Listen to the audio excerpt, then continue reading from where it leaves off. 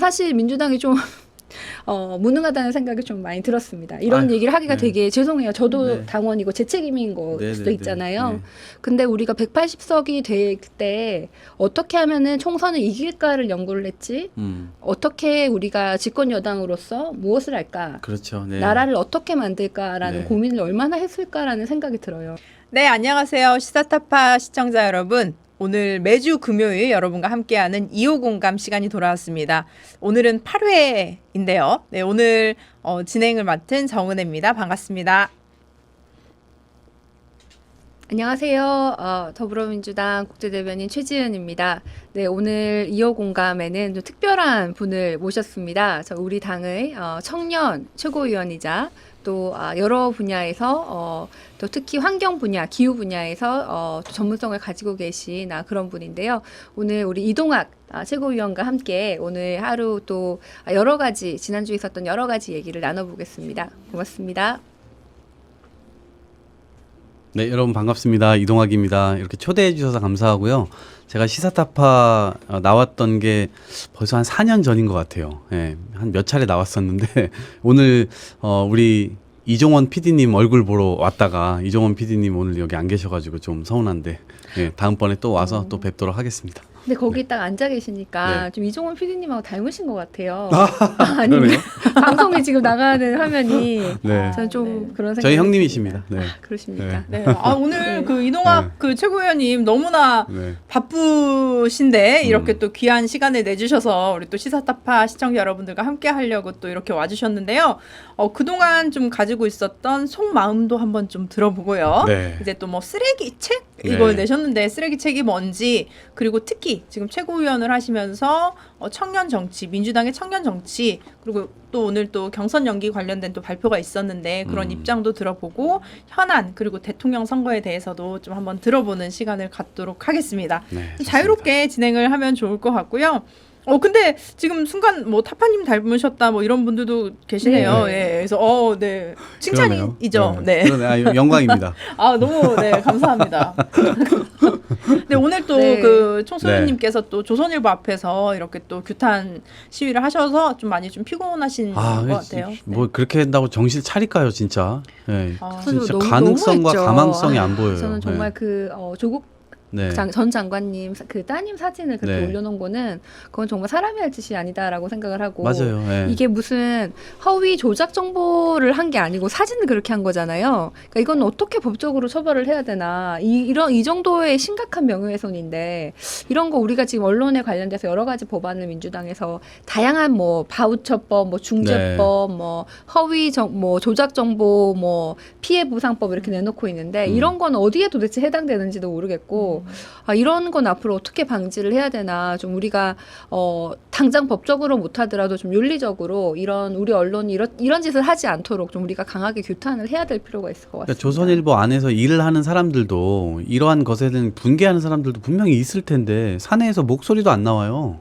그리고 이게 사과도 제대로 된 사과도 아니고 그냥 한 줄 내고 그냥 끝이잖아요. 네, 그래서 저는 도대체 이게 언론으로서의 어떤 기능이나 향후에 뭐가 앞으로 변화가 있을 것인지에 대한 기대가 사실은 많지가 않아요. 그동안 해왔던 걸 보면. 네, 네. 그 언론 윤리, 또 기자 윤리 이런 것도 굉장히 중요하고요. 그렇게 또 편집하는 과정에서 정말 고도의 그 전문가들이 하는 영역이 아닌가요? 근데 이제 그런 실수를 했다는 게 사실 좀 이해가 되지 않고 이 부분에 있어서는 다 여야를 막론하고 모두 다 비난을 하고 있는 것 같아요. 정말 잘못된 행동이고, 지금 또 미국 쪽에다가 또 조국 장관님 그 손해배상 청구 뭐 이런 말씀도 하셨는데 뭐 한 1억 달러인가요? 뭐 그렇게 예, 그래서 그 정도의 뭐 손해배상 청구를 한다는 얘기가 있던데 정말 그 꼭 승소하시기 바랍니다. 잘 진행됐으면 좋겠네요. 아휴. 저는 사실 또 너무 궁금한 게 네. 지금 이번 주는 오늘 우리가 경선 연기를 하지 않기로 우리 당이 네. 결정을 했잖아요. 네. 저도 사실은 이게 지금 이틀, 2, 3일 전에 원래 한번 결정된다고 했고 뭐 최고위에서 뭐 투표를 했다, 뭐 결정됐다 이런 소문이 잠깐 돌았다가 다시 금요일로 연기된다, 그 과정에서 지켜보면서 굉장히 답답했거든요.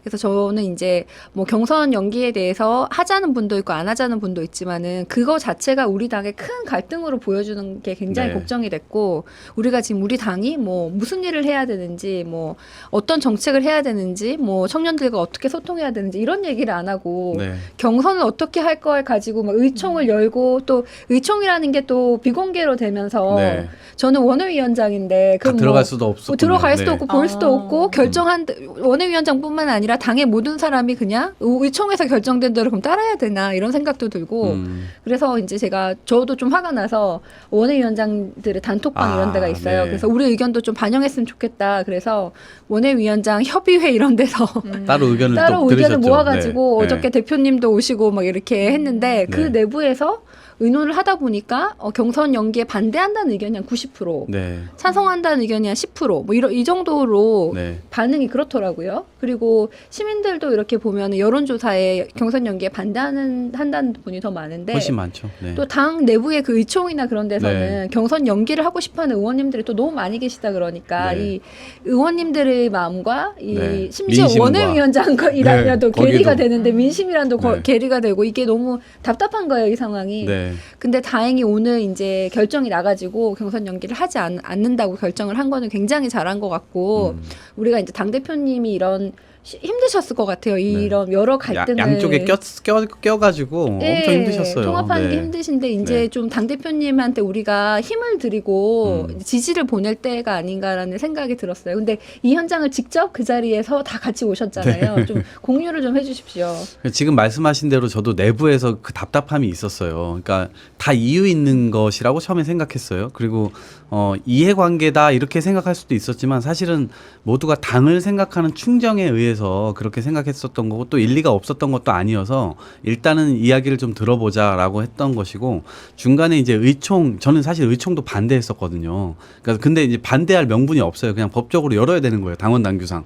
그러니까 제가 반대할 건 없었는데 제가 우려했던 건 이것이 계속해서 감정 싸움으로 골마되면 향후에 누군가 뽑힌다 할지라도 이 결과에 겉으로는 승복하지만 내부적으로 승복하지 않을 경우에는 우리가 원팀을 만들기가 힘들잖아요. 그러면 재집권을 해야 되는데 그 재집권 자체가 멀어지게 되면 우리 당이 진짜 원래 하려고 했던 게 뭔가 이런 또 생각이 들 거 아니에요. 지지자들도 상당히 고생해서 지금까지 막 오고 있는데 그런 것에 엄청난 또 실망을 주게 될 거란 말이에요. 그래서 그런 것들을 좀 이제 관리한다는 차원에서 어떻게 보면 지도부가 계속 끌려다니는 거 아니냐라고 하는 아주 타당한 지적들 이런 것들 받으면서도 이제 시간을 좀 걸리긴 했지만 오늘 그런 결정을 내렸던 것이고 하고 난 다음에는 이 최고위원들께서 그동안 반대 목소리들이나 이거 내부에서 굉장히 치열하게 했거든요. 그런데 이분들이 마지막에는 우리 표결 같은 거 하지 맙시다.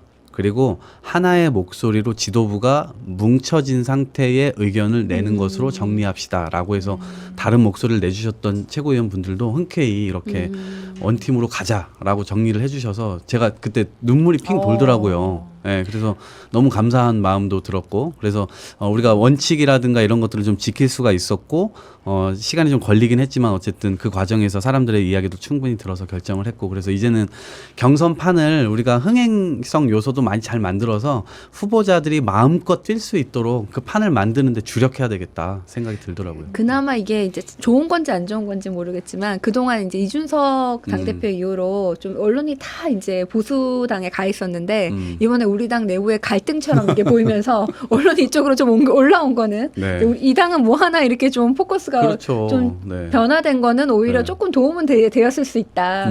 그런 생각은 들고 또 이게 갈등이 심해지는 것이 아니라 갈등이 이렇게 통합되고 봉합되는 이런 이제 결과가 나왔기 때문에 그래도 우리 당이 중심을 잘 잡고 있다 이런 생각이 듭니다. 저는 이런 내부의 갈등이 뭐 그렇게 나쁘게만 보진 않아요. 뭐 다양한 의견이 있을 수 있고 다양한 또 얘기를 할 수 있는 거고 근데 이제 그 절차상에서 약간 사실 의원총회도 이게 사실 안건이 될 수 있는 건지 그렇죠? 뭐 다른 방식으로 말씀하신 대로 원외위원장이라든지 뭐 당원들이 이렇게 뭐 335 모이든지 요즘 코로나기 때문에 뭐 비대면으로 모여서 얘기를 한다든지 이런 경우가 될 수도 있는데 이게 꼭 의원총회 안건이 될 수 있었을까? 이제 충분히 저는 지도부에서 결정할 수 있는 사안이 아니었을까라는 생각이 들고 우리가 또 언론에서 뭐 최고위원도 뭐 몇 대 몇이다 누가 찬성했다 반대했다 이런 것들이 많이 돌아다녔는데 지금 말씀 들어보니까 정말로 이게 뭐 찬반 투표 표결 없이 모두가 단일하게 음. 이러면서 경선 연기를 반대하는 입장을 내신 거에 대해서 정말 송영길 대표님 좀 고생 많이 하셨을 것 같고 예, 정말 마음고생 우리가 또 보이지 않는 곳에서 얼마나 많이 힘드셨겠어요. 다양한 목소리를 담는 게 당대표로서의 굉장한 책임 또 리더십 이런 측면에서 저는 이번에 그래도 잘 봉합이 되었고 중요한 것은 저는 이 다음인 건데, 네. 그렇죠? 이제 경선 과정이 있고 우리 또 예비 경선, 본경선 이런 경선 과정에서의 갈등은 분명히 저는 뭐 인정할 수 있지만 이제 본 후보가 누가 되더라도 본 후보가 되었을 때 그 상처를 좀 보듬어 안고 하나로 뭉쳐야 되는데 지금 제가 저희 국민의힘 쪽 분들을 좀 만나다 보면 정말 저분들은 정말 칼을 갈고 있어요. 네. 정말 정권이 뺏긴다는 거, 정권을 잡지 못한다는 것에 대한 굉장한 서름 그리고 막 억울함 이런 것이 있기 때문에 자기들은 누가 돼도 정말 상관없다는 거죠. 그러니까 자기 그 국민의힘이 집권을 하면 되니까 지금 우리 뭐 윤석열, 최재형, 뭐 이동연 막 그런 사람들 나오는 이유 자체도 그러니까 정말 이준석을 당대표로 만들어서까지라도 우리는 하겠다라는 그런 강한 의지가 있거든요. 이게 선거라는 게 정말 상대가 있는 게임이기 때문에 우리가 정말 그 윤건영 의원님 그 말씀하셨더라고요. 우리가 100만큼 잘해도 저쪽이 120을 하면 그렇죠. 우리가 네. 질 수밖에 없는 구조인데 네. 그런 상황에서 우리가 조금 더 단합되고 하나 되고 누가 되더라도 그런 좀 상황이 되었으면 좋겠습니다. 저는 너무 걱정이 돼요. 사실은 이제 절실함도 제가 느끼기에는 우리 저쪽 당이 지금 더 절실해 보여요. 우리보다. 아까 얘기했지만 이준석 당대표 된 것도 그 절실함인 것 같고 저는 우리 당이 지금 180석을 하면서 그 절실함이 좀 없어진 면이 좀 있는 것 같고 또 대부분 그러신 건 아니지만 어떤 이제 일부 의원님들은 뭐 이제 어차피 대통령 선거라 상관없이 나의 임기는 그대로 있고 네, 3년이나 남았고. 네, 3년이나 남았고 대통령 선거가 만약에 안 되면 오히려 국회의원 선거는 또 반전해서 자기 선거 유리할 수 있고 야당이니까. 이런 식으로 생각을 하는 경우가 있는데 원외 같은 경우에는 사실 이제 우리 당원들도 그렇고 모든 사람들이 일단 우리 당이 이기기를 제일 먼저 바라지만은 네. 또 원외 같은 경우는 실제로 부산 같은 경우에는 지금 우리가 18석 중에 3석을 겨우 했는데 지금 부산시장 선거의 분위기를 보니까 지금 부산에서 선거를 하면은 우리 18석 중에 0석이 나올 겁니다. 그렇죠. 제가 장담합니다. 네, 다 졌죠. 네. 예. 네. 그런데 지금 대통령 선거 이후에 이게 좀 반전이 되면 앞으로 희망이 있을 수도 있고 지방선거 이후에 또 총선이 있고 이번 대통령 선거가 없으면은 저는 그냥 제 부산에서의 정치는 앞으로도 계속 힘들 거다라는 생각이 들거든요. 그렇죠. 네. 그러니까 우리는 좀 더 이제 절실할 수밖에 없는 거예요. 네. 근데 이제 우리 당의 가장 중요한 부분이자 많은 의석을 가지고 있고 의사결정의 그 중심이 되는 국회의원들이 좀 우리만큼 좀 절실했으면 좋겠다라는 생각도 있습니다. 네. 그 실제로 그렇게 그 지역에서의 어떻게 보면 지역 위원장님들이시고 국회에서 뭐 그 이게 리드를 하시기도 하지만 지역에서의 수장이잖아요. 근데 그런 부분들이 긁어 모아지지 못하면 우리는 질 수밖에 없는 거예요. 근데 부산 선거하고 서울 선거 이번에 정말 대패해 버렸잖아요. 그러니까 전망이 별로 좋지 않은 상황이기 때문에 이것들을 좀 더 잘 모아내는 것이 필요하고 이것이 대선 주자들 간의 감정 싸움이 아니라 실제로 국민들의 삶을 누가 더 낫게 해줄 거냐라고 하고 그 신뢰를 어떻게 더 줄 거냐 이런 정도의 싸움이 좀 제대로 이루어져서 우리 당원들도 서로의 감정 싸움이 되지 않도록 하면서 서로가 우리가 팀이라는 이것들을 좀 인정하면서 그렇게 대선 경선판을 좀 흥행 요소로 좀 잘 만들어갔으면 좋겠어요.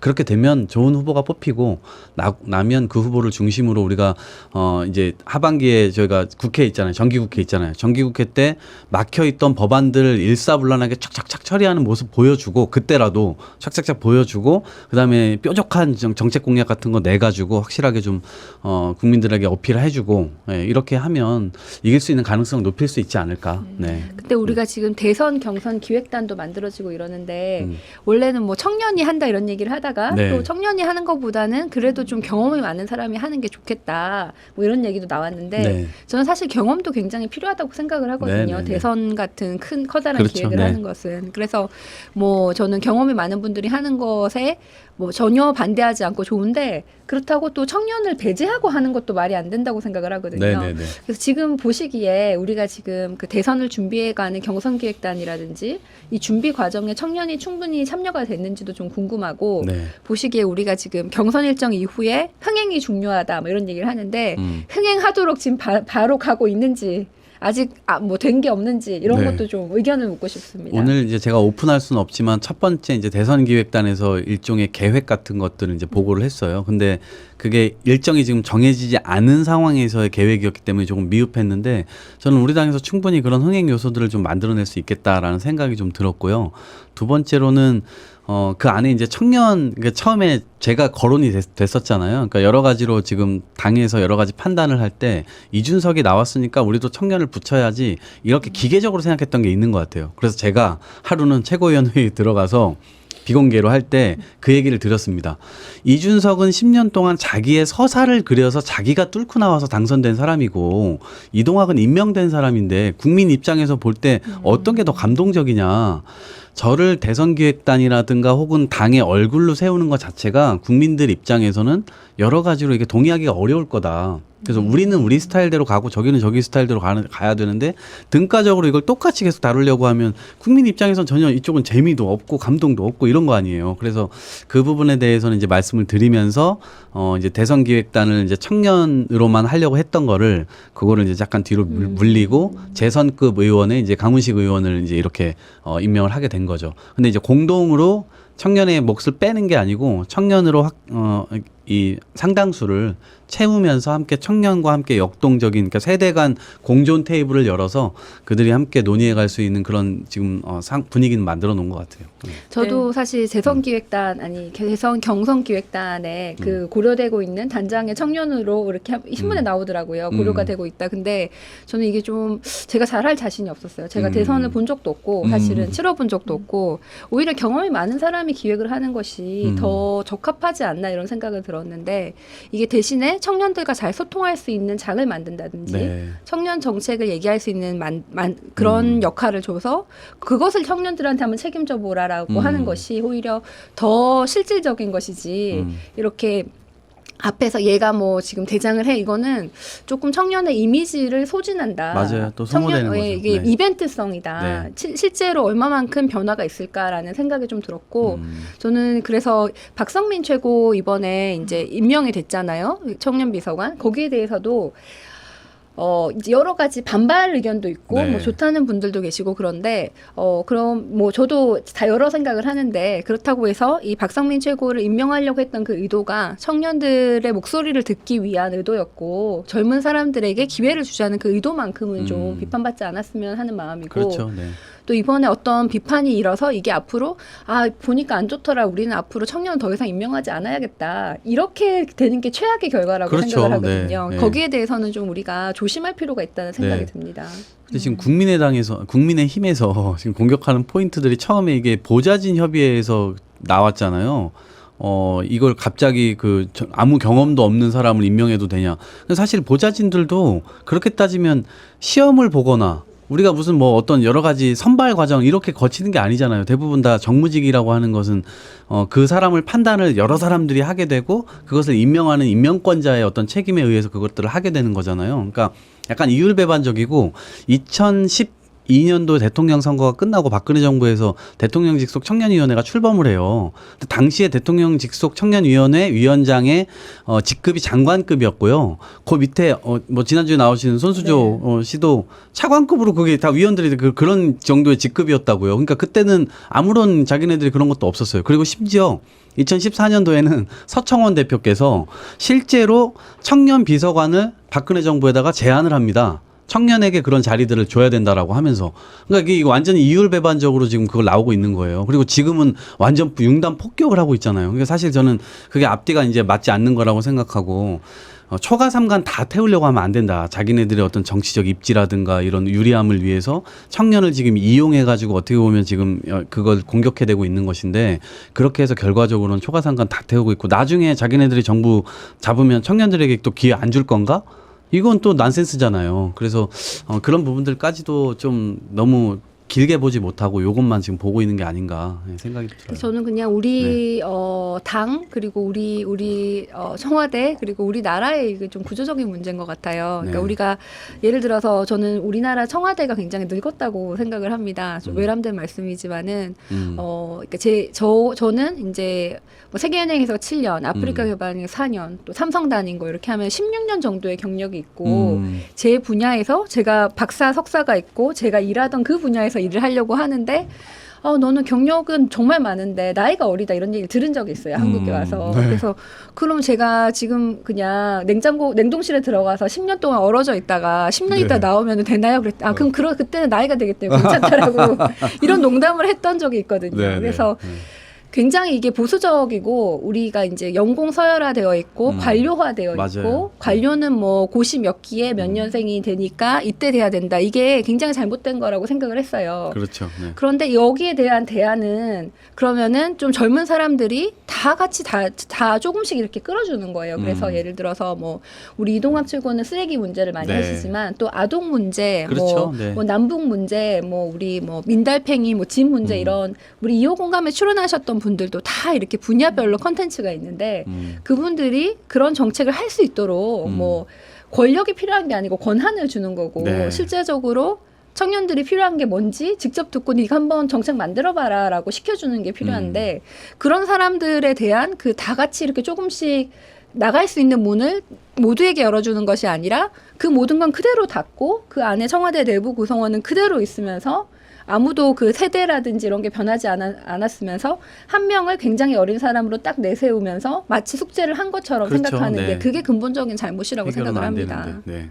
네. 지금 그 시청자분들이 이동학이 누구냐 네. 네. 그렇게 말씀하시는 분들도 많고 또 이동학이 개총수 동생이냐 네. 닮았다 이렇게 제가 말씀하시는 형은 분들도 아닙니다. 있는데 그런데요. 네. 이제 이동학 그 청년위원 예전에 청년위원장은 예, 못했습니다. 못했죠. 그러니까 네, 청년위원장 죄송합니다. 나갔다가 이제 네. 2번 떨어졌죠. 네. 네. 사실 저희가 그 한 2000년대 초반부터 네. 그죠? 같이 당 활동을 하면서 우리가 당 활동할 때는 대학생위원회도 없었어요. 그런 상황에서 이제 이동학 그 최고위원님께서 대학생위원회를 만들려고 노력하시고 그랬던 거의 뭐 청년 정치의 조상이라고 저는 진짜 청년정치 조상이라고 할 수 있는데 살아계신데. 그래서 화석이라고 얘기하기도 하더라고요. 네, 이동학 네. 최고위원회 간략하게 뭐 자신의 삶이라든지 또 뭐 환경 문제 이런 것들 그리고 이번에 왜 최고위원이 된다고 했을 때 그 임명을 받았을까? 그것도 네. 저는 좀 궁금해요. 그래서 네. 그 부분에 대해서 좀 한번 얘기를 나눠보면 좋을 것 같습니다. 네. 뭐부터 얘기할까요? 일단 뭐 그냥 내가 누군가 나는 누구인가. 또 두 아, 분이 또 특별한 인연이 있는 것도 제가 알고 있거든요. 네, 그것도 저희가 소개를 네. 부탁드립니다. 일단은 제가 여기 우리 개청수님 좀 오셨는데, 예, 뭐 좀 방송은 아마 안 들어오실 것 같아요. 지금 방금 이제 막 세수하고 막 이러시고 계셔서. 근데 제가 개청수님을 좋아하는 건 이게 지금 바닥 스트리트 파이터예요. 바닥에서 이거를 다 하시잖아요. 그리고 예전에 이 카메라 하나 들고 혼자서 돌아다니셨거든요. 그러면서 이제 이 당원들하고 지지자들에게 민주당의 상황을 직접 중계하려고 굉장히 노력을 많이 하셨는데, 우리 저 이종원 우리 저 PD님도 저를 그렇게 보셨던 거예요. 얘도 바닥이다. 거리라고 하죠. 같은 거리에서 네, 같은 거리 출신들끼리 출신이죠. 그냥 네. 왜냐하면 제가 이제 열린우리당 창당할 때 열린우리당 창당대회장인 줄 모르고 후배가 아르바이트 해보지 않겠냐고 해갖고 의자 나르는 그러니까 창당대회 전에 의자 세팅해놓고 창당대회 끝나면 의자 빼고 근데 어떤 행사장인지 제가 모르고 이제 갔는데 열린우리당 창당대회장이었던 거죠. 그래서 그 의자 나르는 아르바이트를 하면서 제가 연설을 듣고 되게 감동적이어서 바로 입당 원서를 냈던 거였거든요.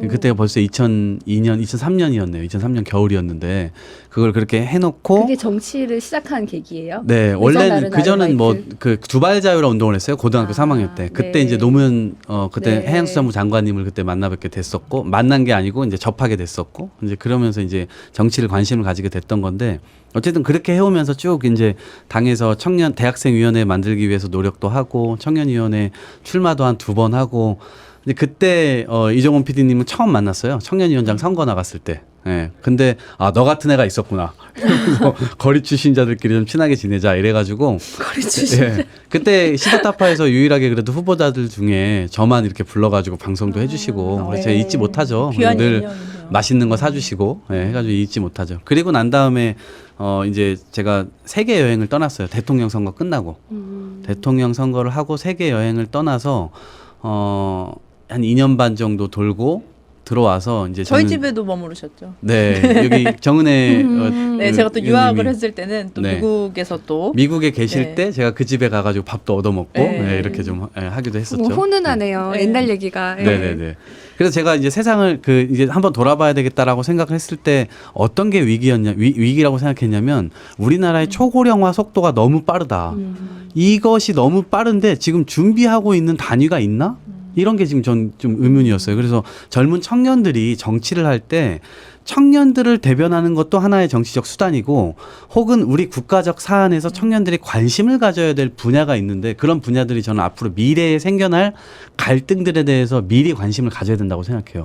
그게 전 초고령 사회라고 봤고 다른 나라가 어떻게 이거를 진행하고 있는지 어떻게 대처하고 있는지 이런 것들 보고 싶었어요. 그래서 가서 그런 것들을 쭉 이제 탐구도 하고 이러면서 인터뷰도 하고 하면서 돌고 이제 세상을 돌아갖고 와서 이상하게 제가 그 지구를 돌면서 쓰레기 문제를 보게 돼서 지구 전체에선 가장 심각하구나라고 생각을 해서 돌아와서 환경 운동을 하고 있다가 이번에 당대표 선거가 끝나고 갑자기 연락이 와가지고 해줬으면 좋겠다. 그래서 제가 뭐 제안은 너무 감사하지만 저는 40살이잖아요. 근데 만으로 하면 39이에요. 네, 그러니까 이제 39이죠. 청년 네. 끝물이잖아요, 완전. 근데 이제 그렇죠. 이게 제 옷인가 이런 생각이 들어서 몇 번 이제 주변 분들에게 제가 하는 건 아닌 것 같다. 제가 왠지 후배들 자리 뺏는 것 같고 그런 느낌이 좀 들어서 몇 번 이렇게 안 한다고 고사를 하다가 마지막에 이제 하게 됐죠. 네, 그래서 그런 계기로 하게 됐어요. 근데 저는 네. 이게 물리적 나이가 물론 뭐 중요하지만은 사실 이제 내가 뭐 얼마나 어리냐보다는 청년에 대해서 청년 문제에 대해서 얼마나 많이 고민해봤고 거기에 대해서 얼마나 많은 열정을 가지고 있고 네. 거기에 대해서 얼마나 많은 경험을 가지고 있고 이런 것도 굉장히 중요한데 음. 사실 그런 면에서 이동광 최고위원이 청년 몫의 최고위원이 되는 건 굉장히 적합한 일이라고 생각이 네. 들어요. 왜냐면 제가 2012년에 저도 청년 비례대표를 낙선하고 이동학 지금 최고위원님께서 연구소를 하나 만들어야겠다. 그렇게 저랑 원래 그때 뭐 라디오도 같이 진행하고 뭐 이랬었는데 그래서 무슨 연구소? 뭐 이렇게 생각을 했었는데 우리가 또 다음 세상을 준비하는 다른 연구소라고 해서 또 청년 정치 연구소를 또 함께 만들자고 하셔가지고 지금까지도 굉장히 잘 네. 우리 이어져 내려오고 있는데 말씀하신 대로 이게 나이가 문제가 아니고 굉장히 오랜 기간 청년 문제에 대해서 고민하시고 그 고민한 결과들을 본인이 가지고 어떻게 풀어나갈지 그 해답을 좀 많이 또 아시는 분인 것 같아요. 그래서 네. 그런 측면에서 저는 최고위원으로 정말 적합한 인사였고 그리고 지금 또 잘하고 계신다. 그래서 네. 너무 좀 네. 사실은 그래요. 그러니까 당이 굉장히 잘 나갈 때 네. 최고위원이 딱 됐으면 더 사실 힘이 있거든요. 그래서 음. 뭐 발언이라든지 뭐 언론 대응이나 이런 것도 한데 지금 당이 굉장히 좀 어려운 상황이고 대선을 앞두고 굉장히 좀 민감하고 예민한 상황이거든요. 그렇죠. 그래서 네. 이런 시기에 최고위원이 되신 게 과거에도 우리 혁신위원을 또 하셨어요. 네, 그래서 보면 2015년도도 근데 힘들었죠. 보면 당이 항상 어려울 때 우리 당에서 네. 좀 중책을 맡으시는 것 같아요. 근데 네. 보면은 그 어려운 시기에 중책을 맡는다는 거는 그만큼 저는 더 능력이 있는 것이 아닌가라고 생각을 해봅니다. 정말로 다 어떻게 보면 판이 깔려 있을 때 하는 네. 거는 누가 와도 잘할 수 있거든요. 근데 그 어려운 시기에 저는 김대중 대통령도 그렇게 생각해요. 너무 대통령이 늦게 되셨는데 그때 어떻게 또 IMF가 터졌을 때 사실 굉장히 어려울 때 대통령이 되셨나. 안 진짜. 그랬으면 정말 날아다녔을 것 같아요. 그때 근데 캐치프레이즈가 준비된 대통령이었죠. 네, 진짜 근데 준비된 사람이었죠. 이미 그 네. 위기는 사실 다 역사적으로 다 있는 거잖아요. 경제 위기가 있었고 그 위기를 위해서 정말 이분이 훈련되시고 준비되신 게 아닌가. 그분이 아니었으면 그게 극복이 됐을까. 뭐 그런 생각도 해봤습니다. 네네네. 그런 위기에 네.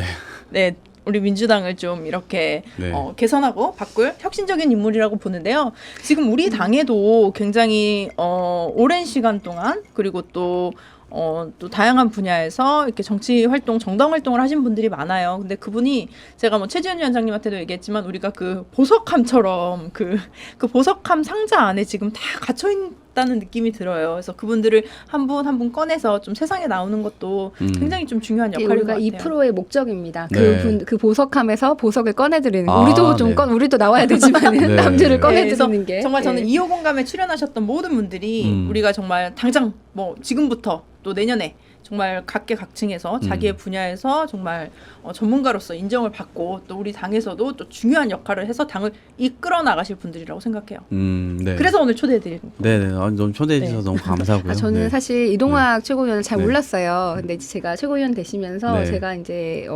제가 알게 된 것은 네. 386 선배에 대해서 비판을 대놓고 하다가 네. 고생을 많이 하셨다. 과거에 그런 얘기를 들어서 저는 그게 굉장히 이제 저는 386 선배들이 다 나쁘다고 생각하지도 않고 네, 네, 우리 당의 네. 굉장히 중요한 부분이고 음. 우리나라의 그 산업화와 민주화 현대 대한민국에서 그 민주화는 굉장히 중요한 부분이고 거기 위해서 이제 열심히 하셨던 분들이라는 것에 대한 존경이 있습니다. 동시에 다양한 세대도 포용이 돼야 되기 때문에 그렇죠. 그분들도 있어야 되지만 다른 세대도 있어야 된다는 것을 네. 이제 생각을 하는데 지금 386 선배님들이 상대적으로 많기 때문에 네. 오히려 밑에 세대들이 올라가지 못하는 게 아니냐라는 비판은 좀 적절하다고 생각을 하거든요. 네, 네, 네. 근데 이런 거를 굉장히 강하게 네. 발언을 하시고 그것 때문에 고생도 하셨다 그래서 뭐 어떤 고생을 하셨는지 좀 듣고 싶어요. 그때 굉장히 많은 문자를 받았어요. 50대 당시에 이제 486 586 선배님들에게도 문자를 많이 받고 전화도 많이 받았고 근데 동시에 제가 그때 버틸 수 있었던 건 40대 선배님들한테도 문자가 엄청 많이 왔어요. 응원하는 문자가. 그러니까 이게 제가 그때 당시 처음 알게 된 거예요. 그러니까 40대 선배님들은 그러니까 그 선배님 586 선배님들에 눌려가지고 끼어가지고 자기네들의 목소리를 못 내고 있었는데 뭣도 모르는 청년 후배가 막 386 선배님들한테 막 편지 쓰고 막 이래버리니까 사람들이 시원했던 건가 자기네들이 하고 싶은 얘기를 제가 대신해 주니까 그래서 같이 이제 그런 응원을 해주셨던 분들도 계셨고 그 직접적으로 이름을 거명해서 그런 식의 이제 정치를 하는 건 옳지 못하다. 그래서 제가 그런 것은 다 수용하겠다라고 이제 했고.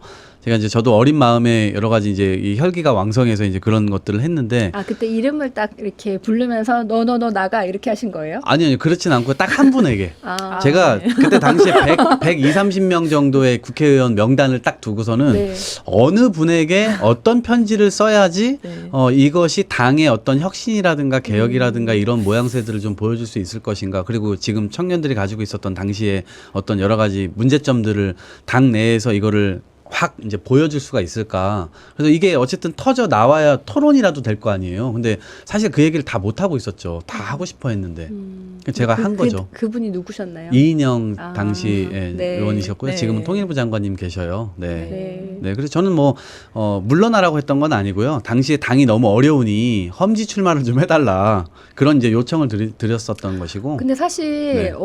저는 이제 이런 생각도 들어요. 만약에 삼선 3년 이상 했으면은 이제 뭐 좀 좋은 지역구에서 3년 이상 했으면은 4선, 5선 정도 될 때는 무조건 불출마를 하는 것이 아니라 다른 험지로 지역구로, 가시라. 험지, 네. 예를 들어서 민주당이 한 번도 승리하지 못한 곳이나 아니면 현역이 뭐 상대 후보나 이런 데 훨씬 더 경험이 많잖아요. 본인들이 그런 데 가시고 좀 정치 신인들을 자기 자리를 좀 주셔라 이렇게 생각도 들었어요. 그리고 이런 거를 제가 이제 2020년 네. 민주당 혁신이었는데 네. 이런 얘기를 했어요. 네. 그래서 좋은 생각이다 다 이러더니 그 다음부터 뭐 회의록에도 안 적혀 있고 안 적혀 있어 빠져 있어요. 그냥 계속 네. 그 얘기를 계속 하는데 이제 분위기가 저 친구는 미국에서 와가지고 좀 네. 물정을 잘 모르는 것 같아 이런 네. 식으로 이제 흘러갔던 기억이 있습니다. 그게 네. 바로 네. 노무현 정신이죠. 노무현 대통령님. 험지로 가는 거죠. 그래서 당시에 제가 그렇게 한 말이 있어서 제가 한 말을 또 저는 지켜야 되잖아요. 그래서 제가 2016년도에 안철수 지역으로 제가 출마를 했습니다.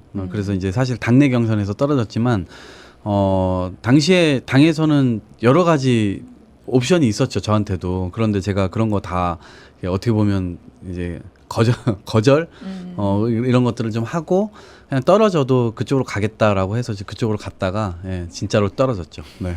네, 그때 뭐 제가 또 캠프도 가고 했었는데 네. 되게 우리가 뭐 네. 다 말은 할 수 없지만 정말 네. 고생 많이 하셨고요. 네. 지금 댓글을 보면은 좀 이동학 위원회에 대해서 좀 궁금해하시는 분들도 많고요. 또 뭐 얘기하고 싶은 분들도 많은데 지금 그 시청자 분들 중에 이동학 최고위원에게 뭐 궁금한 점이라든지 아니면 최고위원으로서 이런 것들은 좀 당부드린다, 부탁드린다 이런 점들이 있으면 댓글창에 남겨주세요. 남겨주시면 저희가 또 바로 읽고 그리고 지금 이동학 최고위원 같은 경우도 실시간으로 지금 댓글을 볼 수가 있거든요. 그래서 이제 발언을 하실 때 관련된 내용들을 함께 섞어서 이렇게 말씀해 주시면 그러면 시청자분들하고 소통도 하고 되게 좋을 것 같습니다. 우리가 네네네. 또 그 최고위원이 당내에서는 굉장히 높은 직책이거든요. 네. 그렇죠? 저는 시사타파가 부르면 무조건 나오겠습니다. 네, 근데 또 이렇게 귀한 자리 나와주셨고, 불러주세요. 그리고 이동학 그 네. 혼자가 아니라고 저는 생각을 해요. 네. 지금 우리 또 시청자분들도 있고 많은 청년분들도 있지만 우리가 얘기하는 거를 굉장히 잘 들어주세요. 그래서 그 듣고 그거를 또 최고위원 그 지도부에게 전달하는 네. 저는 소통의 창구가 될 수 있다고 확신하거든요. 그런 자질이 있으시고 충분히 준비가 되신 분이기 때문에 여러분들 또 얘기하는 거 또 부탁할 거 있으면 또 말씀해 주시면 아마 지도부에 좀 바로바로 전달이 되지 않을까요? 네네네. 네. 그렇게 하겠습니다. 네. 지금 예, 이동학 열심히 하시고 앞으로 조국 장관님 탓은 하지 마세요. 네, 저는 탓은 안 하고요. 당연히 안 하고요. 네. 저는 이제 조국 장관님 좀 살려주세요 이런 이제 댓글들 보면서 저도 가슴이 아픈데 우리가 재집권에 실패하게 되면 사실 더 많은 화를 당할 수도 있어요. 실제로요. 그래서 저는 무조건 재집권을 해야 된다고 생각하고 지금 언론 개혁이라든가 검찰 개혁이라든가 이런 것들에 대한 동력이 우리 당의 지금 지지가 상당히 떨어지게 되면서 그 동력도 조금 상실한 측면이 있어요. 그러니까 이거를 어떻게 다시 되살려내 가지고 국민들의 아젠다들을 만들 수 있을 거냐. 그러니까 이번 대통령 선거에서도 저는 이런 것들이 활발하게 토론돼야 된다고 생각하고요. 만약에 이거를 잘 못하고 우리가 집권을 해서 임기 초에 이거를 확 그냥 그러니까 이런 전략이 좀 필요한 것 같아요. 민주당이 이런 전략을 제대로 지금 짜고 있는 것인가? 이런 거에 대해서 아마 우리 지지자분들도 굉장히 답답하게 있을 거 아니에요. 그러니까 저도 이 당 생활을 하면서 실제 그런 것들을 좀 이렇게 지형지물을 관찰해 가면서 그런 것들을 효과적으로 지금 짜내고 있는 것인가에 대해서 늘 저도 답답해요. 그래서 그 부분들도 저도 이제 들어간 지는 얼마 되지 않았지만 그런 부분들도 좀 챙겨보고 이렇게 해서 지지자분들께서 원하는 당의 어떤 시원시원한 모습 이런 것들을 원하실 텐데 내부적으로도 너무 이게 막 양쪽으로 껴가지고 이게 보폭 움직일 수 있는 이 틀이 굉장히 적은 거예요. 그래서 그런 부분들을 좀 넓히기 위해서 저도 좀 노력을 해보고 그래서 계속 의견을 좀 들어서 많이 이제 전달도 하고 저 스스로도 그런 역할들을 좀 해보겠다는 말씀드리겠습니다. 저는 조국 장관님 문제 때문에 뭐 우리가 이걸 사과를 해야 우리가 뭐 재집권을 한다 이거는 아닌 것 같아요. 그래서 조국 장관님에 대한 문제는 여러 이제 당이 이제 잘못된 부분을 전 송영길 대표님이 지난번에 하신 정도가 굉장히 좋은 것 같고 이제 일부 잘못된 부분이 이제 법적으로는 아니지만은 뭐 있을 수는 있지만 그렇다고 해서 과잉 수사된 부분이라든지 너무 심한 잣대를 조국 장관에게만 대고 그것을 야당에 대지 않는다든지 그런 거에 대해서는 우리가 오히려 더 강하게 얘기를 할 필요가 있고 검찰의 표적 수사 이런 거에 대해서는 우리가 참고 있으면 안 되는 것 같거든요. 지지율이 떨어졌다고 눈치 보고 이럴 게 아니라 오히려 더 강하게 얘기를 하는 것이 우리 지지자들도 뭉치고 또 이제 우리가 뭐 어느 그런 것은 하면서 동시에 또 요 얘기만 너무 하는 것이 아니라 우리가 뭐 민생이라든지 부동산이라든지 이런 얘기들을 다 하면서 좀 우리가 잘 해야 되는 유능함을 보여주는 것이 오히려 맞아요. 네. 답이라는 생각이 드는데 저는 사실 민주당이 좀 무능하다는 생각이 좀 많이 들었습니다. 이런 얘기를 하기가 네. 되게 죄송해요. 저도 네. 당원이고 제 책임인 걸 수도 있잖아요. 네. 근데 우리가 180석이 될 때 어떻게 하면은 총선을 이길까를 연구를 했지 어떻게 우리가 집권 여당으로서 무엇을 할까 그렇죠. 네. 나라를 어떻게 만들까라는 네. 고민을 얼마나 했을까라는 생각이 들어요. 그리고 우리 당이 약간 전문성에 대한 뭐 전문성을 이렇게 존중하는 이런 게 좀 별로 없는 것 같아요. 그래서 예를 들어서 뭐 판사를 하다가 왔는데 갑자기 뭐 상임위는 완전 다른 데를 간다든지 또 뭐 우리 당에도 국토부 차관 출신의 국회의원이 있으시더라고요. 근데 그분은 국토위에 안 가 계세요. 그러니까 이런 거를 잘 쓰지를 못하는 거예요. 당 내에 그 인적 자원을. 그리고 부동산 같은 경우에도 지금은 뭐 우리가 특위도 하고 여러 사람이 하지만은 과연 이게 한 초반에 우리가 진짜 뭔가를 할 수 있었을 때 도대체 몇 명이나 했고 우리 당의 부동산 전문가가 누가 있나 이런 걸 따져보면은 굉장히 부족한 게 많은 것 같거든요. 그래서 우리가 이번 선거를 어떻게 뭐 연예인을 불러와서 뭐 젊은 사람 앞에 앉혀놓고 그 이미지를 사용해서 뭐 이게 중요한 게 아니라 우리가 국가를 어떻게 운영할 건지에 대해서 고민을 하고 거기에 대해서 비전을 내놓는 것이 진짜 제대로 된 집권 여당이고 거기에 대해서 우리가 심판을 받아야 되는데 그 준비가 좀 많이 부족하고 우리 이동학 최고위원님 같은 이런 분들이 그 준비를 같이 해주시면 좀 든든하겠습니다. 맞습니다. 그런 것들이 좀 필요하고요. 네.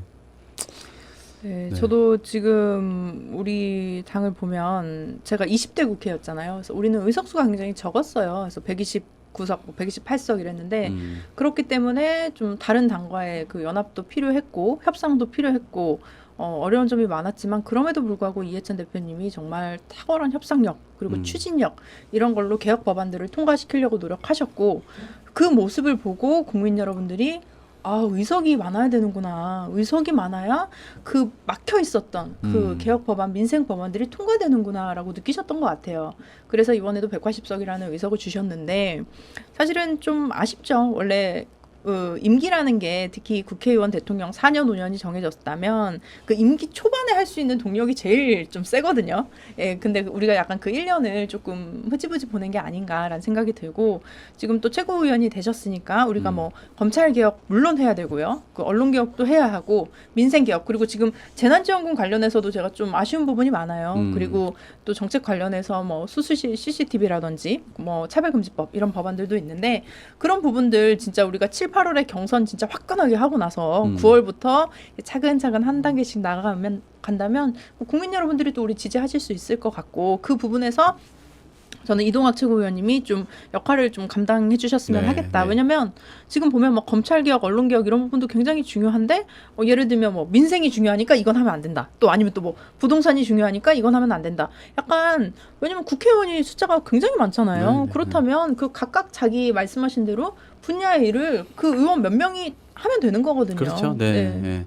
그러니까 운동장에서 할 일이 있고 굳이 운동장으로 갖고 나오지 않고 일을 해도 되고 그러니까 뭘 이게 선택의 문제가 아니에요. 그냥 같이 당연히 해야 되는 거고. 근데 그 전략이 조금 좀 애매한 거예요, 지금 민주당에서. 그래서 그런 전략들이 좀 잘 세워져서 실제로 우리가 원하고 국민들에게도 윤택한 이 결과를 줄 수 있는 것들에 대해서 우리가 실제로 실행을 좀 해내는 유능함을 좀 앞으로 지금 이제 대선까지 얼마 남지 않았지만 그 과정에서라도 그런 것들을 좀 보여줄 수 있도록 저도 노력하겠습니다. 네. 저는 또 제가 이제 이동학 최고위원님은 네. 사실은 잠깐 뵌 적은 있지만 이렇게 얘기를 한 건 처음이거든요. 네, 네, 네. 그래서 전 좋은 덕담을 많이 들었어요. 네. 그래서 송영길 의원님이 막 네. 대표님이 처음에 이동학 최고위원을 임명하고 올린 글도 받고 이랬는데 이제 본인이 아니고 이 청년들이 다 같이 잘 되는 것을 위해서 일하셨던 분이라는 생각이 들어서 보통 이제 청년 정치인들도 몇 명 되진 않지만은 그 기회가 워낙 좁으니까 내가 잘 돼야겠다라고 생각할 수 있는 구조인 것 같아요. 근데 이동학 최고위원은 내가 아니라 우리 청년 우리나라의 다양성, 뭐 젊은 사람들의 진출 이걸 다 같이 하지 않았나, 다 같이 잘 되는 것을 고민하지 않았나 그래서 굉장히 훌륭한 분이라고 저는 생각하고 있었습니다. 근데 이제 네. 최지훈 박사님도 그렇고 우리 정은혜 의원님도 그렇고 우리가 이제 또 해야 될 역할들이 있어요. 이번에 대통령 선거도 있고 지방 선거도 바로 치러지잖아요. 그렇죠. 그러니까 우리가 어떻게 보면 국회의원을 하셨었고 국회의원 또 나가셨었고 앞으로도 또 되셔야 되지만 지방 선거 때 우리 당의 어떤 개혁이나 혁신이나 이런 것들을 좀 이어나갈 씨앗들을 좀 많이 뿌렸으면 좋겠어요. 그런 역할들을 우리가 좀 같이 하면 네. 예, 훨씬 더 좋을 것 같아요. 지금 이준석 보세요. 그 2030들이 지금 국민의힘에 입당한다고 하잖아요. 저는 이준석 키즈들이 지금 입당하고 있다고 봐요. 이게 앞으로의 10년 전쟁의 서막이 올랐다고 보거든요. 그러니까 제가 이준석을 높게 평가하고 이런 게 아니고 언론에 제가 뭐 너무 이준석을 뭐 이렇게 하는 거 아니냐라고 하지만 사실 그건 덕담 차원에서 이렇게 하는 거고 실제로는 상당히 우리가 우리 스스로가 좋아지거나 우리 스스로 높아지지 못하면 상대방을 아무리 욕을 해도 상대방에 우리가 높아질 수가 없는 거예요. 그래서 우리도 그러한 차원에서의 이 준비를 해야 되고 세대 교체가 아니라 세대 공존의 차원에서 지금 어쨌든 그럼에도 불구하고 부족하잖아요. 그러니까 더 많은 청년들, 더 많은 젊은 친구들이 우리 당으로 들어올 수 있도록 하고 그 청년들이 막 지역에서 활발하게 활동해가면서 아, 저 사람 민주당이야, 저 사람 참 매력적이야 이런 소리를 들어야 되잖아요. 그랬을 때 사람들이 마음이라도 한 번 더 열고 이러잖아요. 예전에 우리가 김대중 대통령 선거 제가 어렸을 때 얘기를 들어보면 무단횡단도 안 했다는 거예요. 맞아요. 예. 네. 호남 사람들 욕 먹으면 김대중 대통령한테 욕이 되니까 호남 사람들이 무단횡단도 안 했다고 하는 거예요. 그러니까 그게 하나 둘씩 매력으로 드러났던 거예요. 우리 예전에 노무현 대통령 때 노사모 활동 얼마나 포지티브하게 운동을 했습니다. 그 에너지와 이 열정 이런 것, 네. 그게 다 이뻐 보이는 거예요. 국민들 입장에서 볼 때. 그러니까 우리가 사실 부족했던 이런 지지율들을 만회해 갈 수 있었고 결과적으로 극적인 승리까지 이렇게 가져갈 수 있었는데 우리가 이제 굉장히 큰 이 아픔 속에서도 지금 이제 대선을 또 앞두고 있잖아요. 그러니까 우리가 실제로 그런 매력적인 사람이 스스로 되기 위해 노력하고 주변 사람들을 그러한 매력으로 또 설득하고 그래야 우리가 좀 더 확장이 좀 가능하잖아요. 그래서 개별 당원들의 입장에서는 그런 차원으로 좀 협력해 나가고 이렇게 확장해 나가고 민주당은 능력으로 국회에서 보여주고 대통령 후보는 실제 앞으로 만들 그 비전을 가지고 또 승부해주고 이렇게 삼박자가 좀 맞아 떨어지면 승리에 조금 더 가까이 갈 수 있지 않을까. 네.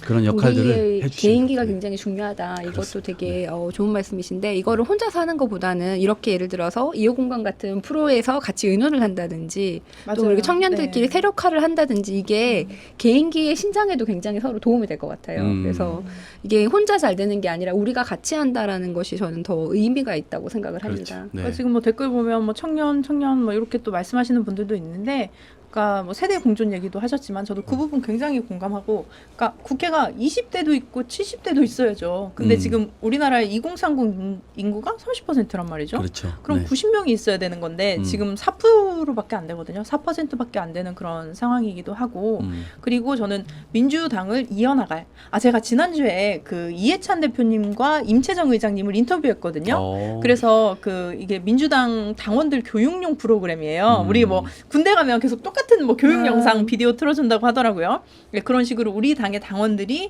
그 똑같은 그 영상을 보고 우리 당의 역사를 보는 것인데, 그 두 분을 개인적으로 만나 뵙고 그 두 분의 삶이 민주당의 역사였던 거예요. 이해찬 대표님이 50년 동안 당에서 활동을 하셨거든요. 그러니까 그냥 대표님의 삶은 그냥 민주당이야. 민주당. 어. 그리고 민주당은 대한민국의 역사. 이렇게 이어지더라고요. 근데 그렇다면 우리가 과거의 50년은 이해찬 대표님과 또 임채정 의장님이 이끌어 오셨다면 지금 그리고 미래의 50년, 100년의 민주당을 이끌어 나갈 사람들, 그 다음 세대들인 거죠. 그래서 정말 물 흐르듯이 정말 그 흐름에 있어서 우리가 그 청년들을 교육하고 지금 그 뭐 국민의힘에 입당하는 청년들이 많다고 하는 것처럼 우리도 청년들이 조금 더 세력화하고 교육받고 훈련받고 해서 진짜 그때는 20대 30대 뭐 장관 대통령 나와도 이상하지 않을 정도로 이제 사회가 돼야 하는데, 지금의 모습은 사실 우리가 국민 여러분들께 약간 진실성이 좀 부족해 보일 수도 있겠다라고 저는 생각이 들어요. 그래서 정말 청년 한두 명을 앞세우는 것이 아니라 그냥 우리가 자연스럽게 이어가는 거죠. 그 세대를 이어가는 모습을 보여주면 좋을 것 같습니다. 네. 오늘 벌써 지금 1시간이 시간이 다 다 됐어요. 돼가네요. 네. 그래서 지금 보면 여러 가지 얘기를 했는데, 또 최재윤 위원장님 또 혹시 궁금한 거나 뭐 가시기 전에 꼭 이 얘기는 해야겠다 뭐 이런 거 있으시면. 뭐 저는 아까 이제 이준석 당대표 이후에 2030이 국민의힘에 지금 입당을 하고 있다. 네. 이거는 정말 우리 당 큰일이라고 생각을 합니다. 네, 이게 네, 네. 지금 이번 대선뿐만 아니라 앞으로 10년, 20년이 걸리는 그렇죠. 거고 네. 진짜 큰일인데 지금 2030이 우리 당에 입당을 하고 있는지는 모르겠어요. 지금 탈당하고 있어요. 이게 정말 큰 네. 문제인데, 이걸 우리가 그러니까 우리가 그래도 청년을 조금 더 소통할 수 있는 그런 위치에 있고 당에 있다면 이건 우리 책임인데, 우리가 무엇을 어떻게 해야 되는지 사실은 우리끼리 논의해 본 적도 저는 별로 없거든요. 이렇게 뭐 모여서 뭐 이거 하자 이런 얘기를, 좋은 얘기를 많이 했지만 별로 실천된 것도 없고, 뭐 청년에게 가산점을 주자, 뭐 선거할 때 돈을 깎아주자 이런 얘기 되게 많이 했지만은 네. 일단 별로 잘 안 됐고, 그거 한다고 그렇다고 청년들이 좋아하는 거랑 또 다른 그렇죠. 건 네. 거예요. 그래서 지금 이게 너무 시급한 문제인데 우리가 어떻게 했으면 좋겠습니까? 일단은 지금 우리가 좀 들어야 될 것 같아요. 그동안 제가 이제 생각했을 때 우리 당은 상수로 2030을 항상 늘 우리 유권자로 가지고 있었거든요. 그러니까 그게 상수였기 때문에 그냥 2030을 위한 정책안 몇 개를 내면 2030은 우리를 이제 지지해 줄 것이다. 늘 이렇게 생각을 해왔던 것 같아요. 근데 사실은 이제 떨어져 나가고 있었는데 그걸 포착하지 못했던 게 민주당의 패착이었던 것 같기도 하고요. 그 다음에 특히나 지난번 재보궐에서 드러난 대로 상당히 많은 이 표차로 그냥 이렇게 됐잖아요. 그리고 젊은 층도 그것이 민심 이만이 정확하게 확인이 됐고, 그다음에 지금 지지율이라든가 이런 것들도 상당히 그렇고, 제가 어제 대학생 당원들 한 30명하고 이제 간담회 강연 이런 것들을 했거든요.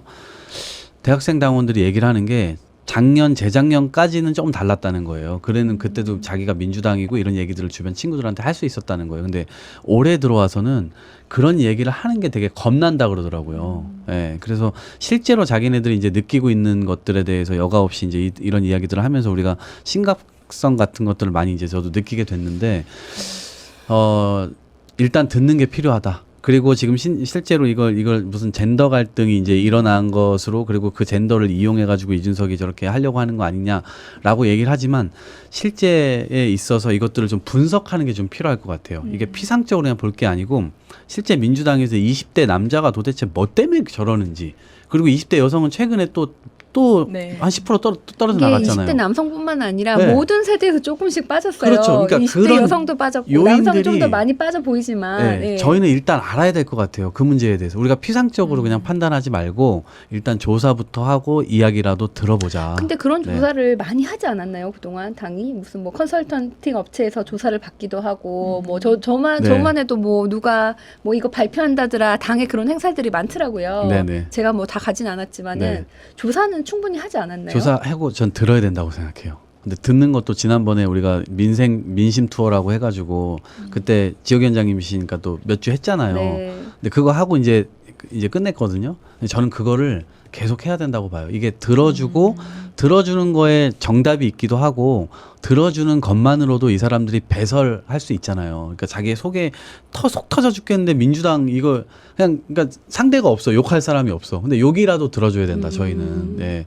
그래서 그렇게라도 일단 시작을 해보자라고 이제 하는 생각들을 갖고 있고, 앞으로 저희가 이제 청년 민생 미래 연석회의가 있어요. 청년 미래 연석회의가. 그래서 그것들을 통해서 조금 이제 청년들의 목소리도 좀 듣고 그것들에 대한 또 대책도 생각해보고, 어떻게 보면 저는 사실 이 유권자의 마음은 다 인간의 감정 문제라고 생각해요.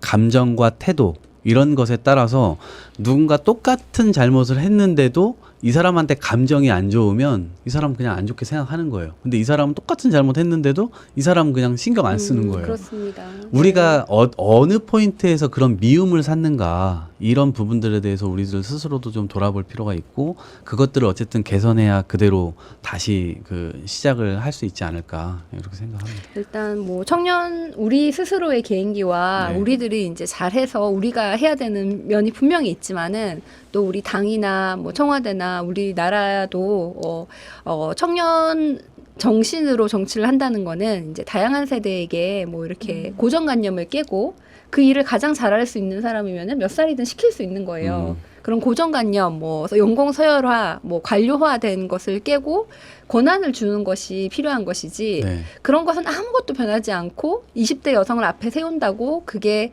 그렇게 되는 것은 아니다. 이걸 맞아요. 좀 알았으면 네. 좋겠습니다. 네. 네. 연공서열 얘기하셔가지고 제가 어저께인가요? 제가 글을 하나 올렸습니다. 페이스북에. 현대차 노조 관련된 여러 가지 일들이었는데, 저는 앞으로 이제 민주당이 전통적으로 고수해왔던 여러 가지 입장들이 있어요. 근데 그 입장들이 청년들한테는 적용이 안 되는 것들이 너무 많아요. 이를테면 이제 고령화 시대가 되기 때문에 정년 연장해야 되는 이슈가 상당히 뜨겁게 올라올 거예요. 근데 정년 연장을 해주는 순간 청년들에게는 지금보다 더 최악이 될 거거든요. 그래서 이 부분에 대해서 함께 논의할 수 있어야 된다고 생각해요. 예, 그래서 그것들이 같은 테이블 안에서 논의가 되고, 실제로 청년들이 이 사회에 약자화되어 있는데, 그러니까 서로 약점을 들추고 서로 공격하고 약자들끼리 싸우게 되는 형국이 계속 벌어지는데, 그 다른 나라들에서 그런 모습들을 보니까 청년들이 그게 싫으면 그냥 그 나라를 떠나버리더라고요. 결과적으로 되게 좋지 않습니다. 그래서 우리나라는 그러한 잘못된 길로 갔던 나라들의 전철을 따르지 말고, 우리나라는 우리나라의 어떤 새로운 세대형 혼합 모델을 좀 해서 공론 테이블을 만들고, 거기에서 미래에 있을 만한 지금의 기성세대끼리만 결정해서 미래 세대로 그 책임을 전가시키는 게 아니라 함께 테이블에서 결정하고 그것에 대한 책임도 분담해서 지자. 그 모델을 민주당이 만들지 못하면 미래에 대한 그 미래를 붙잡는 것은 굉장히 어렵다, 이렇게 생각해요. 네, 저도 요즘 듣는 것에 대해서 굉장히 좀 더 많은 관심을 갖게 됐어요. 그래서 제가 뭐 커뮤니티 사이트들도 과거에는 뭐 몇 개 이렇게 들어가고 했는데, 지금은 굉장히 많은 커뮤니티 사이트를 실시간으로 들어가고 있고, 보면은 국민의힘 쪽에서는 정말 빅데이터를 활용해서 정말 여론이 어떻게 형성이 되었는지, 어떤 방향으로 가야 하는지 이런 것들을 또 철저하게 분석을 했다고 하더라고요. 그래서 그런 부분도 민주당이 좀 테크니컬하게는 좀 발전해 나가야 될 것 같고요. 그리고 제가 아까 뭐 2030 얘기를 했더니 어떤 분이 뭐 2030이 그럼 뭐 많아야 되나요? 이렇게 말씀을 하시는데, 있는데 저는 그래요. 이준석 의원이 얘기하는 거는 엘리트주의입니다. 그래서 엘리트들이 세상을 이끌어야 하고 엘리트들이 정치에 많이 참여를 해야 한다는 거죠. 그게 바로 1등, 2등이 해야 된다는 거죠. 근데 저는 엘리트주의의 반대는 대의민주주의인 것 같아요. 민주주의에서 가장 큰 건 대표성이고요.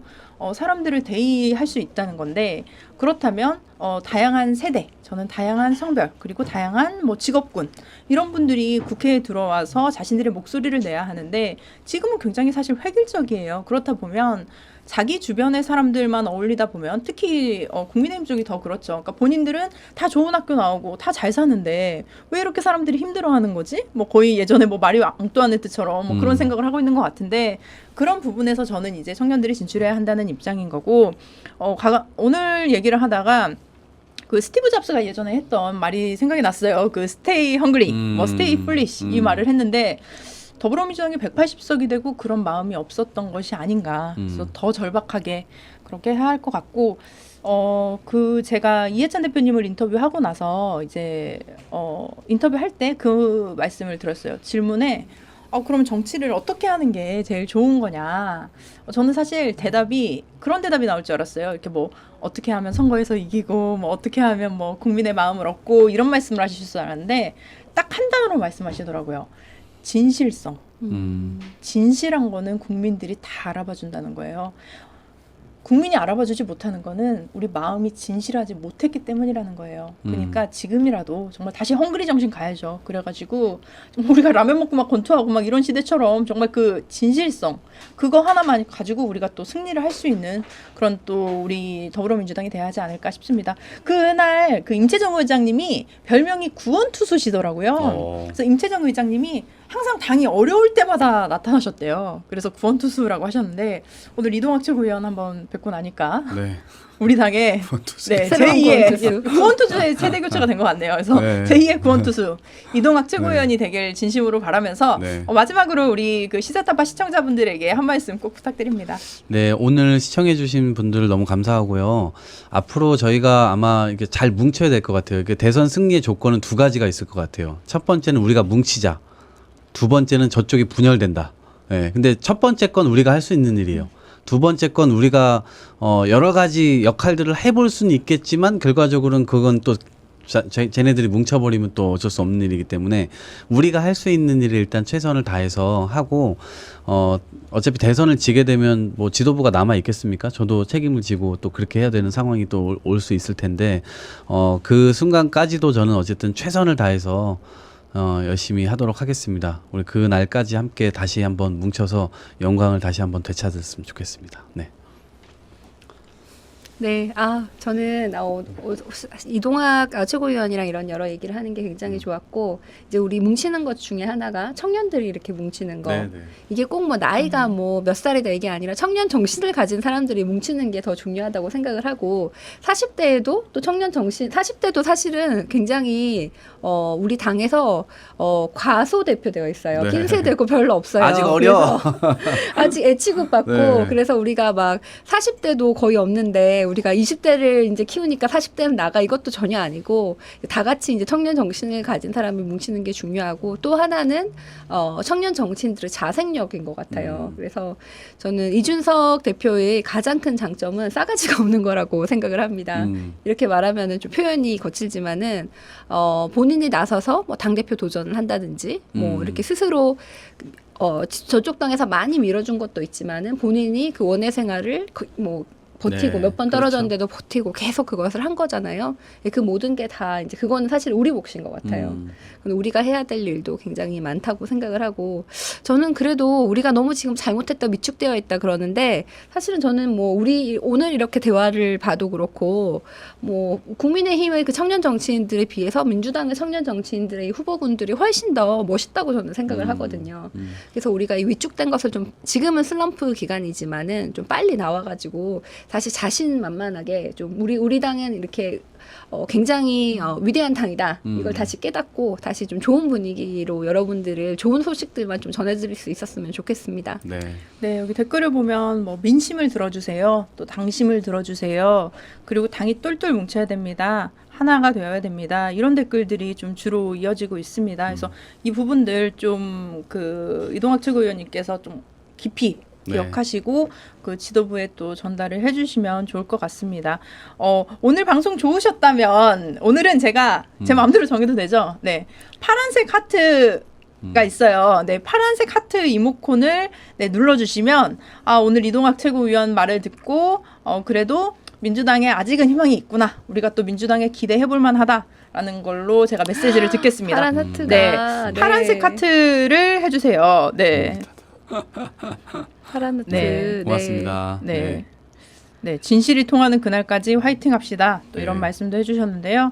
네, 오늘 이 자리에서 나왔던 내용들 다 우리 당에 전달이 되고, 그리고 분명히 저는 무조건 승리해야 된다고 생각합니다. 네. 사실 저는 뭐 어떤 후보가 되더라도 우리 당이 승리해야 하고, 그것이 문재인 대통령을 지키는 길이고, 그것이 대한민국 국민을 지키는 길이라고 저는 생각을 합니다. 네. 근데 막 불도 막 보내주셨네요. 네. 파란 하트. 네. 네, 저는 문재인 대통령 지지율이 지금 40% 정도 되잖아요. 훨씬 넘었죠. 훨씬 넘었어요. 네. 저는 이 여태까지 현 대통령의 지지율이 40% 이상 되면은 항상 정권 재창출이 정권 연장이 됐다고 하더라고요. 그래서 문재인 대통령이기 때문에 네. 다시 우리가 이기지 않을까라는 생각을 네. 하고 있습니다. 그 임기 1년을 앞두고는 네. 보통 한 자릿수나 두 자릿수인데요. 엄청 떨어지죠. 네, 네. 뭐한 20%대 미만인데 그 김대중 대통령 때가 아마 한 30% 정도 했었던 것 같아요. 아마 그때 우리가 이제 정권 연장을 했었던 거죠. 문재인 대통령의 정말 그 노력 그리고 그 지지율 그것을 이제 우리 당이 사실은 저는 오히려 넘어서는 그런 어떻게 보면 선의의 경쟁도 해야 하지 않을까라는 생각도 해봅니다. 네, 하트가 굉장히 오늘 많이 왔어요. 네, 너무 감사하고요. 오늘 이동학 최고위원을 이제 개총수님 자주 동생이다. 불러주세요. 그런 식으로 네. 다음에는 되게, 우리 종원 네. 형님하고 같이 방송도 하고. 네, 다음에는 또 이제 네, 총수님과 같이 방송을 해보도록 하겠습니다. 네, 그럼 오늘 2호 공감 8회 네, 여기서 마치도록 하겠습니다. 시청자 여러분 감사합니다. 감사합니다. 네. 야, 감사합니다. 되게